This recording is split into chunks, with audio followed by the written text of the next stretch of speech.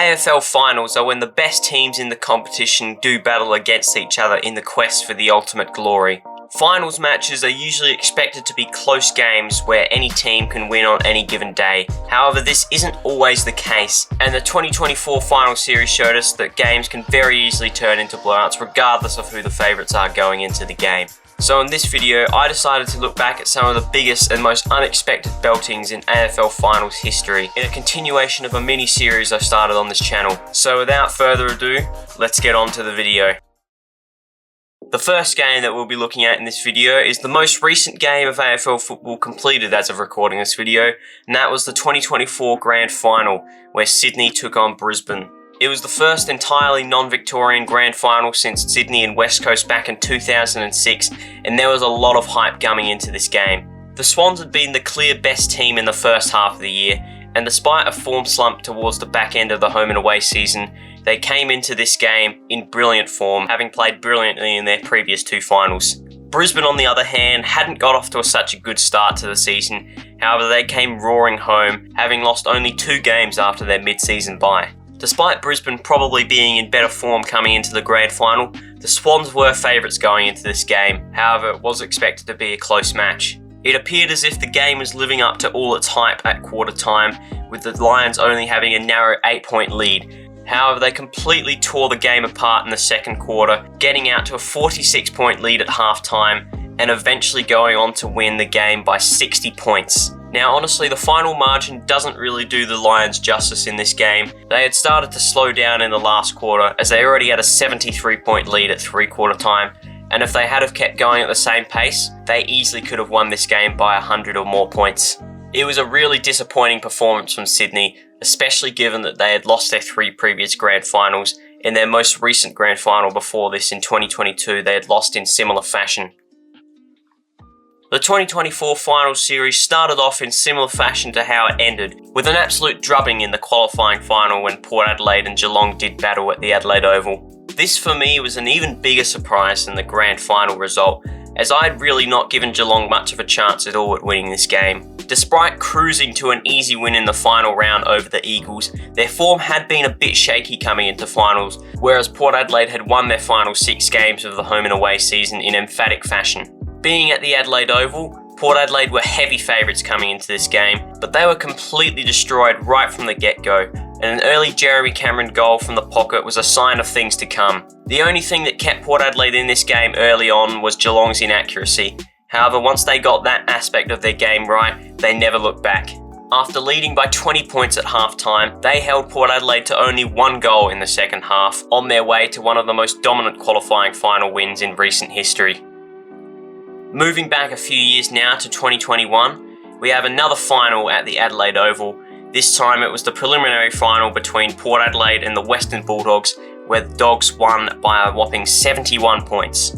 This was another game where Port Adelaide were heavy favourites. They finished second on the ladder that season and destroyed Geelong in the qualifying final, whereas the Bulldogs had to get there the hard way, having finished 5th and needing to win both of their elimination and semi-finals to make it to this point. Port had already also beaten the Dogs on their home deck in the final round of the home and away season, so it seemed as if everything was going their way. It was the Dogs, however, who got the early jump, and they never looked back. They kicked the first 5 goals of this game, and eventually got out to a 50-point lead at half-time, and at that point the game was well and truly over.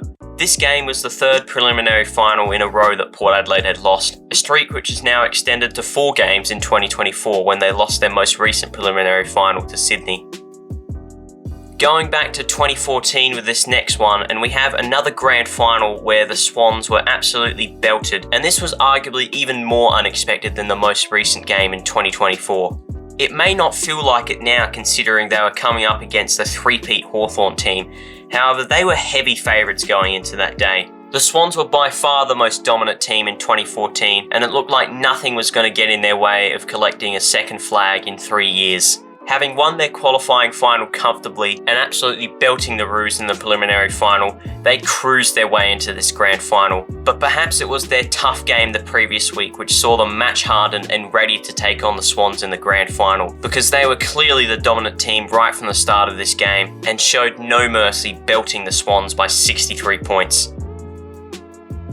Moving back to 2009 now, and we have one of the biggest margins in AFL finals history when Adelaide belted Essendon by 96 points in an elimination final at Football Park. Now, Adelaide were clearly favourites coming into this game, playing at their home ground and having been clearly a better team than Essendon that season, but I'm not sure anyone expected this result. At the time, this was Essendon's second finals loss in a row, with their previous loss coming in 2004. We now know, of course, that Essendon have gone 20 years without managing to win a single final, so perhaps this result was just par for the course for Essendon during this period, but it was still a shocking result at the time. Well, on the topic of biggest finals margins in AFL history, there's one game that we certainly can't ignore in this video, and that is the 2007 AFL Grand Final, one of the most infamous games in AFL history. To this day, it remains to be the biggest margin in a grand final ever, and no other game's really gotten that close. Prior to this game, the record for a VFL-AFL Grand Final margin was held in the 1988 Grand Final, when Hawthorn did a number on Melbourne. But in the AFL era, no other Grand Final has come close, with the next biggest margin being 89 points in the 2019 Grand Final. This result on the day was extremely unexpected, and while Geelong clearly were the best team in 2007, Port Adelaide were given a decent chance to cause an upset. In the second to final round of the home and away season, Port Adelaide had actually caused a massive upset over Geelong at Cardinia Park. Unfortunately for Port though, this match panned out nothing like how that minor round game went, as they were destroyed right from the outset in this game, with Geelong going on to snap a 44-year premiership drought, recording what is still to this day, by far, the biggest AFL win in a grand final.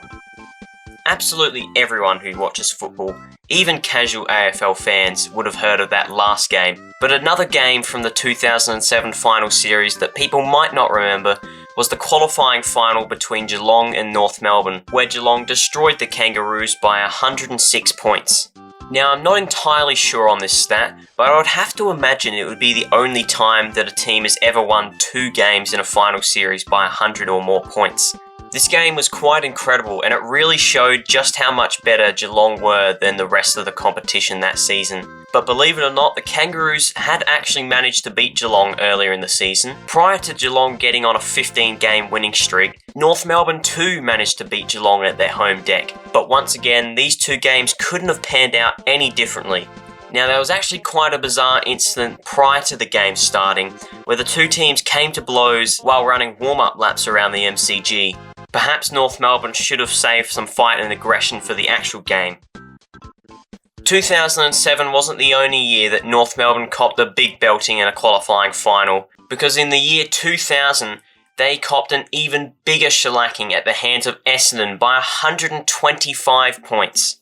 This was, and still is to this day, the biggest margin in a finals match, at least in the AFL era. This was also a record for the biggest ever score recorded in an AFL final, with Essendon falling 2 points short of bringing up the double ton. Let's make no mistake, Essendon were a powerful team this year, arguably the most dominant team, at least in the AFL era. However, I don't think that anyone would have been able to predict this result. But what's even crazier than the result itself to me is the fact that David King, in a losing side, managed to kick 7 goals to go with his 22 disposals in this game. That, in my opinion, would have to be one of the greatest individual performances in a team that loses by 100 points. And if you've made it to this point in the video, I would love for you to comment down below some other notable individual performances in teams that lost by big margins. Next up, we move back to 1998, where Adelaide caused arguably one of the biggest upsets in an AFL finals match, and they did so in emphatic fashion when they beat the Bulldogs in a preliminary final by 68 points. This match was the second consecutive preliminary final the 2 teams played off in, as they also did battle in the 1997 prelim final, where Adelaide also got the chocolates, although on that occasion only by 2 points. In 1998, the Bulldogs finished second on the ladder and comfortably won their first qualifying final. Adelaide, on the other hand, had finished fifth that season, and because of the frankly bizarre final system the AFL had in place at that time, despite losing their first final, they were able to progress through to the final series and win their semi-final to secure a preliminary final against the Bulldogs. It seemed as if the Dogs were clearly the better team, and the game being played in Melbourne clearly saw them as the favourites coming into the game. Unfortunately for them though, they were stunned, and Adelaide recorded an easy victory on their way to a second consecutive premiership. The final game that we'll be talking about in this video was the 1996 semi-final between the Brisbane Bears and Carlton. This final was only the second last game in the existence of the Bears, as they then went on to merge with Fitzroy and become the Brisbane Lions the following season. This game really was an incredible result, beating Carlton, who had only just won the premiership the previous season, by 97 points. The two teams were pretty evenly matched at the end of the home and away season, with the Bears and Carlton each having 15 wins to their name. The Bears had narrowly won their qualifying final against Essendon, whereas Carlton had been pretty comfortably beaten by West Coast in the first week. So Brisbane definitely would have been favourites coming into this match, but like has been said a few times in this video already, I don't think anyone would have expected this result coming. They did go on to lose their preliminary final to North Melbourne, the eventual premiers, next week. However, I would say that that's not a bad effort for your final season in the competition. So there you have it, guys. They are some of the most unexpected beltings in AFL finals history. I'm sure there's plenty of games I missed out on and plenty of games I could have included in this video as well. However, we have reached the end of the 2024 season, and I've already made 2 videos in this style, so I didn't want to drag it out any longer. If you do have some other games you thought I could have included, comment them down in the comment section below. Leave a like and subscribe to the channel if you did enjoy the video, and I'll see you all in the next one. Bye.